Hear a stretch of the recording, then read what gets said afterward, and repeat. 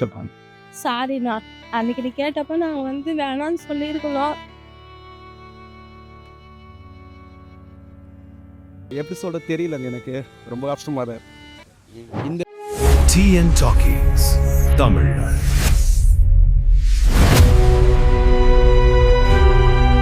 Madam, கடவுள் உங்ககிட்ட ஒரு வரம் கேட்டாங்கன்னா என்ன வரம் கேட்பீங்க? பணத்தை கட் பண்ணணும், ஜனத்தங்களை எப்படி மதிக்கணும்னு கற்றுக்கணும். ஏழை பணக்காரங்கன்னு ஒரு வித்தியாசம் இல்லாமல் பார்க்கணும். எல்லாரும் பிள்ளைங்களுக்கு பாதுகாப்பு ரொம்ப முக்கியம். அதுதான் மெயினாக இதில் இது பண்ணாங்க. பொம்பளை பிள்ளைங்களுக்கு பாதுகாப்பே இல்லை. இப்போ நிறைய பாருங்கள் எவ்வளவோ நடக்குது. இப்போ கூட ஒன்று படிச்சுட்டு வந்தேன், அது என்ன ஊருன்னு தெரியல. 13 வயசு பொண்ணு 32 பேர் இது பண்ணியிருக்காங்க. அதெல்லாம் கண்டுபிடிச்சி அவங்களாம் என்ன பண்ணணும், நேரம் சுட்டு கொன்னணும். கொன்னா கூட அவங்களாம் திருந்த மாட்டுறாங்களே, அவங்கள என்ன பண்ணுறதுன்னு தெரியலங்க. அதுக்கு அரசு தான் ஏதாவது ஒரு முடிவு பண்ணணும். நிறைய எங்களை மாதிரி கஷ்டப்படுறவங்க நிறைய பேர் இருக்காங்க. கடன் இல்லாத உலகமாக மாற்றணும். யாருக்கு சாரி சொல்லணும்னு நினைப்பீங்க? நான் சாரி சொல்லுவேன், எங்கள் அப்பா அம்மாவுக்கு எங்கள் அண்ணாக்கு தான் சொல்லுவேன். இது பெரிய நான் இல்லை, இப்போ அவங்களுக்கு தான் சாரி சொல்லுவேன். ஏன் என்னாச்சு? என் வாழ்க்கையில் வந்து எங்கள் அண்ணன் வந்து என்கிட்ட ஒரு உதவின்னு கேட்டு நான் செய்யாமல் விட்டுட்டேன். அப்படிதான் நான் பண்ண தப்பு. என்ன என்ன ஆச்சு? என்ன என்ன நடந்தது சொல்லுங்க. அண்ணா வந்து எப்பவுமே வந்து ஏதாவது வேணும்னா என்னை கேட்பாங்க. நான் சொல்லுவேன் வேணான்னு, அது கேட்பாங்க. ஆனால் எங்கள் அண்ணா வந்து ஒரு பொண்ணை விரும்புகிறேன், அந்த கல்யாணம் பண்ணிக்கணும்னு சொன்னாங்க. நாங்கள் சரின்னு சொல்லிட்டோம், ஆனால் அதை தடுத்து நிறுத்தாமல் விட்டுட்டோம். அதான் பிரச்சனையே.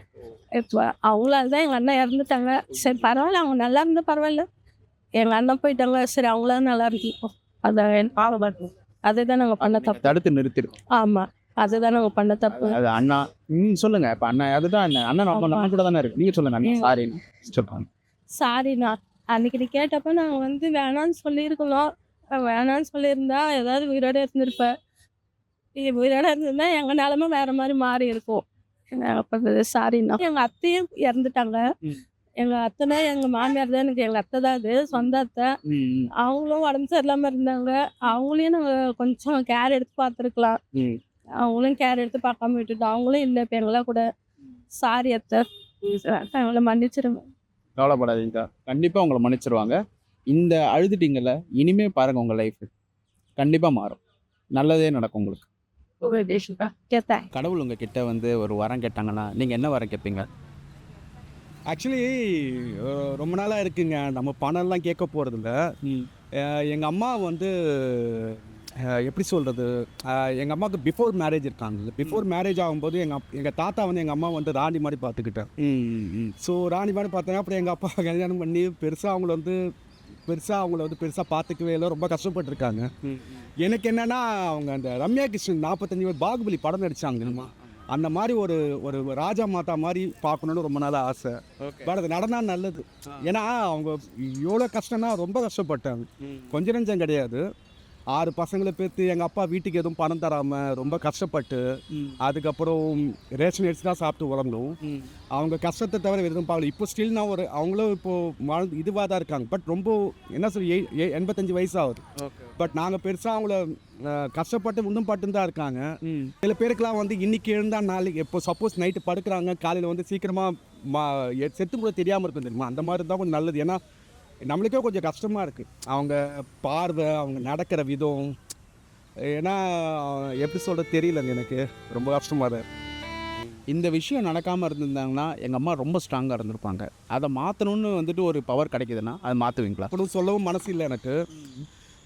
போகும்போது பிறந்துட்டோம், இறப்பாவது கொஞ்சம் நல்லா இருந்தால் நல்லது தான். ஏன்னா ஒரு ஆள் வந்து கஷ்டப்பட்டு போகிறது அதுவே பெரிய நரகம் தான் நினைக்கிறேன். உப்பர்வாலா வர்த்தா கேட்டிங்கன்னா என்ன கேட்பீங்க? உப்பர்வாலா வரம் என்ன கர்மி வரம் கேட்டால் என்ன கேட்பீங்க நீங்கள்? என்ன கியா வர்த்தா கிச்சனை கியா வரம் வேணும்? மாலும் நீ எதுவுமே இல்லை, எந்த வரமும் இல்லை. ரொம்ப ஹாப்பியாக இருக்கீங்க? ஹாப்பி. ஓகே. உங்களுக்கு நீ எந்த ப்ராப்ளமும் இல்லை? No problem. ஓகே. இப்போ நம்ம மற்றவங்கள கம்பேர் பண்ணும்போது நம்ம கொஞ்சம் கம்மியாக இருக்குன்னு உங்களுக்கு தோணலை? ரொம்ப ஹாப்பியாக இருக்கீங்க நீங்கள்? ஹாப்பியாக இருக்கீங்க. ஓகே. இப்போது பாஸ்ட்டில் ஏதாவது சேஞ்ச் பண்ணணுன்னா எதுவுமே வேணாமா உங்களுக்கு? ஏதாவது இது நடக்காமல் இருந்திருந்தால் நல்லா இருந்திருக்குமே அப்படின்லாம் உங்களுக்கு தோணலையா? இல்லை எதுவுமே இல்லை. இல்லை. ஸோ இப்போ நான் ஏன் வந்துட்டு கேட்டேன்னா, இப்போது இவர் வந்துட்டு நம்மளோட அடிப்படை பொருளாதாரத்தில் பார்க்கும்போது கம்மியாக இருக்கிற மாதிரி தெரியலாம். பட் அவர் இதை வச்சு நான் ரொம்ப ஹாப்பியாக இருக்கேன் அப்படின்னு வந்து சொல்கிறாரு. ஸோ இந்த மாதிரி இருக்கேன், ஹாப்பியாக இருக்கேன். இதுவே ரொம்ப ஹாப்பியாக இருக்கார் அவர். ஸோ நம்ம வந்துட்டு இன்னும் பணம் வேணும், இன்னும் ஒரு பதவிக்கு போகணும் அப்படின்னு ஆசைப்படாமல் மனசில் சந்தோஷம் இருந்தால் போதும் அப்படின்னு இவரை பார்த்து நீங்கள் கற்றுக்கலாம். இப்போது வந்து டைம் மிஷின் உங்களுக்கு ஒரு கிடைக்குதுன்னு வச்சுக்கோங்க.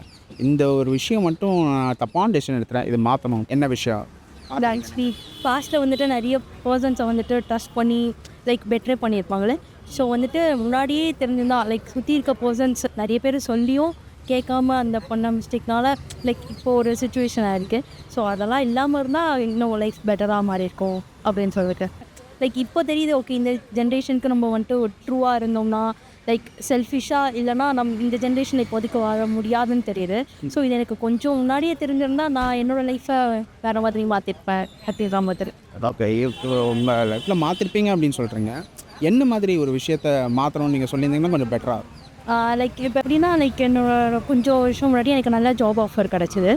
ஸோ அதை வந்துட்டு ஆக்சுவலி வந்துட்டு லைக் பெங்களூரில் நல்ல பேக்கேஜ்லேயே கிடச்சிது. நான் என்ன பண்ணேன், லைக் என்னை சுற்றி இருக்கிறவங்களுக்காக நான் அது வேண்டாம் அப்படின்னு சொல்லி இது பண்ணிவிட்டு லைக் இப்போது நான் பண்ணுறப்போ எனக்கு நான் அப்போ பண்ணியிருந்தேன்னா என்னோடய எக்ஸ்போஷர் இப்போது கொஞ்சம் பெட்டராக இருந்திருக்கும், இன்னும் நல்லா பெட்டராக இருந்திருக்கும். ஸோ அதெல்லாம் இதை தான் நீங்கள் மாற்றணும். ஆமாம். ஸோ அதான் மற்றவங்களுக்காக நம்மளை மாற்றிக்கக்கூடாது அப்படின்ற ஒரு விஷயம். ஓகே, யாருக்காவது சாரி அப்படின்னு சொல்லணும்னு நினைக்கிறீங்களா? சாரி அஃப்கோர்ஸ் என்னோடய அம்மாவுக்கு தான் கேட்பேன். லைக் நம்ம என்ன பண்ணாலும் அவங்க மட்டும்தான் நம்ம மிஸ்டேக்ஸையும் அட்ஜஸ்ட் பண்ணிகிட்டு இருக்கிறாங்க. ஸோ நான் எப்படியோ தெரிஞ்சவங்கள தெரியாமலேயோ ஹர்ட் பண்ணியிருப்பேன். ஸோ அதுக்காக சாரி.